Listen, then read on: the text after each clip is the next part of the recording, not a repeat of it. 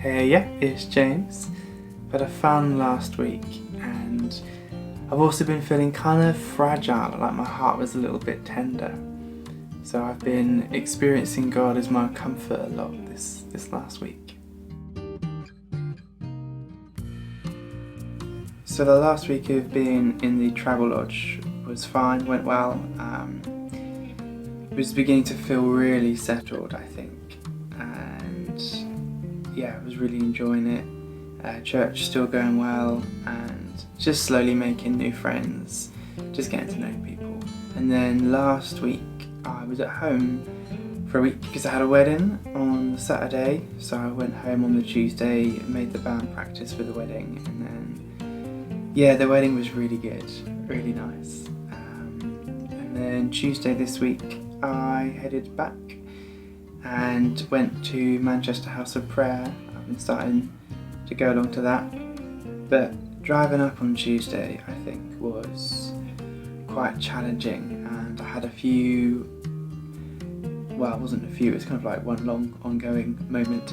I was just like, what am I doing, God? This is really tough. And you know, I got in the car and drove up the first time, now doing it a second time because I drove home, took all my stuff home. I just can't imagine how much God is going to use this. I feel like I've had a huge spiritual growth spurt, and I've come back the second time very different to the first time I drove up here. Yeah, and I've had a slightly fragile week, I think. Interestingly, being at home and being around family and, you know, being in a position where I could just not have to be alone and not have to kind of carry myself a little bit. And I've learned I don't need to be strong, not when God's my strength. And I think I've become a lot more aware and almost becoming one with the fact that I'm not strong, and if I'm strong in God, I'm not strong in myself. And then God, in His kindness, provided me with just the most amazing place. It seems like the most amazing place to stay at the moment. So I'm not in a travel lodge. It's kind of like a house share, B&B kind of thing. So I've got this for a week and it's amazing. So I've got a kitchen, I've got a washing machine and a fridge and a microwave. Goodness me. And I did it when I was at home last week, but all I had really in terms of hot food other than eating out was pot noodles. I try to have a pot noodle and a banana and an apple most day, which is like a balanced diet, I think. And yeah, it was fun, and I'm really happy to not need to do that anymore. When I was shopping earlier, I walked past the aisle with all the pot noodles in, and I was like a little bit smug. I don't need pot noodles anymore. I have a microwave and an oven, so I was very happy about that. So yeah, I've been really kind of, I guess, learning God being my comfort again, and me not having to be strong in my strength, I think has been, yeah, really freeing. And I feel when I was at home for the week, I just sensed that God basically said, I'm not going to bring you out of the kind of homeless season quite yet.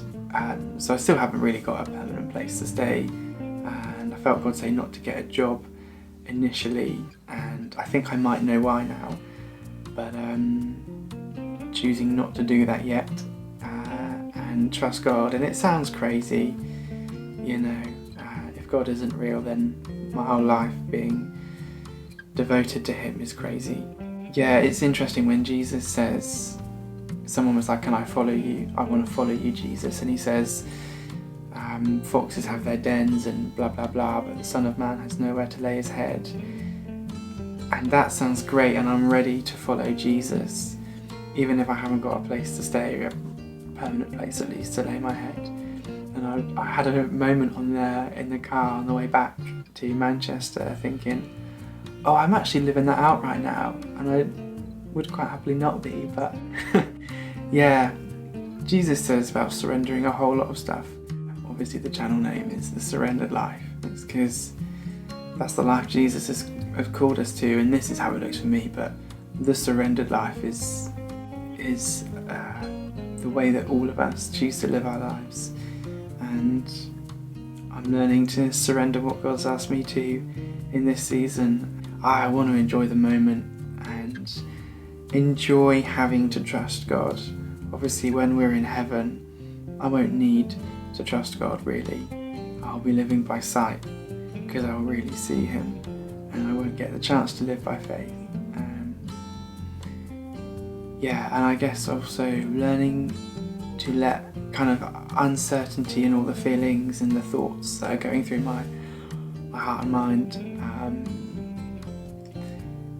letting them settle and not feeling the pressure to, as I said, be strong in my strength and not try and squash down feeling whatever it is, unsettled or uncertain or whatever, not trying to squash it down, but rather giving it to God and saying, this is where I'm at, I love you and I trust you, and I'm going to choose to do this, so here are my emotions, I want to surrender them to you.